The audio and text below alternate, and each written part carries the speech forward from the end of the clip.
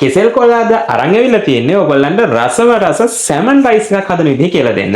Salmon rice එකට අනිවාර්යයෙන්ම කෙසෙල් කොළ ඕන වෙනවා. ඔයගොල්ලෝ මේක හදලා බලන්න ගෙදර අනිවාර්යයෙන්ම ගෙදර අය හැමදාම ඉල්ල කයි. මොකද එච්චරකටම රසයි මේක. මේකත් වෙනද වගේම හරිම ලේසි කෑමක්. මම ඔයගොල්ලන්ට කියලා දෙන්නම් කොහොමද හදන්නේ කියලා. එන්න කියලා දෙන්න මේ ලේසි කෑම එක හදන විදිහ. හරි භාජනයක් ලිපේ තියාගත්තා. ලිපේ තියාගෙන මම මේකට තෙල් එකතු කරගන්න. ඔයගොල්ලෝ ගෙදර කන ඕනෙම තෙල් එකක් එකතු කරගන්න. මේක රසට හදාගන්න තෙල් චුට්ටක් වැඩියෙන් කැමති නම් එකතු කරගන්න. ඔයගොල්ලෝ තෙල් අකමැති නම් අඩුවෙන් තෙල් එකතු කරගන්න. හරි තෙල් එක රත් වුණාට පස්සේ මම මේකට සුදු ලුණු එකතු කරගන්නවා. මම මෙතන සුදු ලුණු ලොකු ගෙඩි දෙකක් chop කරගෙන තමයි එකතු කරගන්නේ. හරි සුදු ලුණු එක මම විනාඩියක් වගේ fry වෙන්න දුන්නා. සුදු ලුණු එක චුට්ටක් fry වෙන්න ඕන හොඳට. ඊට පස්සේ මම මේකට රම්පේ ඒ වගේම කුරුඳු පොතු එනසල් මම එකතු කරගන්නවා. ඒ වගේම අමු මිරිස් මම කරල් 4ක් මෙම ලියාගෙන ඕගොල්ලෝ එකතු කරගන්නවා. මම අද හදන්නේ අද 4 ග්‍රෑම් 750කින් තමයි බත් එක උයාගෙන තියෙන්නේ.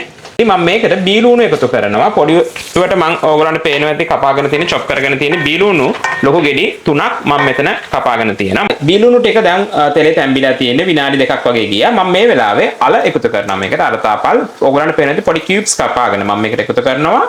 අල ගෙඩි 3ක් මම මේ විදිහට පොඩි කොටු කපාගෙන තියෙනවා. හරි අල එක මම දාලා දැන් විනාඩි 2ක් වගේ ගියා. මම මේ වෙලාවේ මේකට කෑලි මිරිස් එකතු කරගන්නවා. ඕගොල්ලන්ගේ සැර අනුව කෑලි මිරිස් එකතු කරගන්න. චුට්ටක් මේක සැරට හදාගත්තොත් මේක මාරම රසයි. ඊට පස්සේ ගම් මිරිස් ටිකක් මම මේකට එකතු කරනවා. ඒ වගේම කහ එකතු කරනවා. ඊට පස්සේ ලුණු එකතු කරනවා. රස අනුව ලුණු එකතු කරගන්න. හරි දැන් අලේ එක 90ක් වගේ තැම්බිලා තියෙන ඔයගොල්ලන්ට පේනවා ඇති. හරි මේ වෙලාවේ මම මේකට සැමන් එකතු කරගන්න. මම මේක සැමන් ලොකු ටින් එකක් මේකට එකතු කරගන්නවා. මම අරන් තියෙන හාල් ප්‍රමාණය අනුව. ඊට පස්සේ මම මේ වෙලාවේ උයාගත්ත බත් එක මේකට එකතු කරගන්නවා.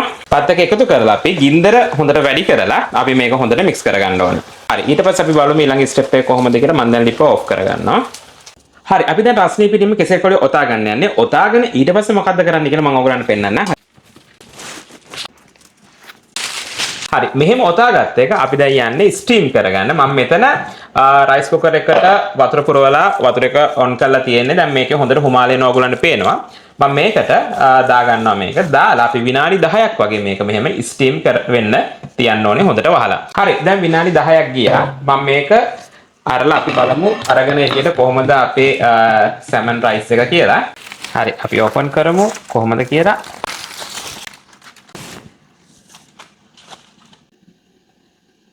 හරි එහෙනම් අනිවාර්යෙන්ම ඔයගොල්ලෝ මේ සැමන් රයිස් එක try කරන්න අමතක කරන්න එපා. මොකද මේක මාරම රසයි මාරම සුවඳයි. ඔයගොල්ලන්ගේ ගෙදර අය අනිවාර්යෙන්ම ඉල්ල කන්න අමතක කරන එකක් නෑ. එහෙනම් අනිවාර්යෙන්ම ඔයගොල්ලෝ try කරන්න අමතක කරන්න එපා.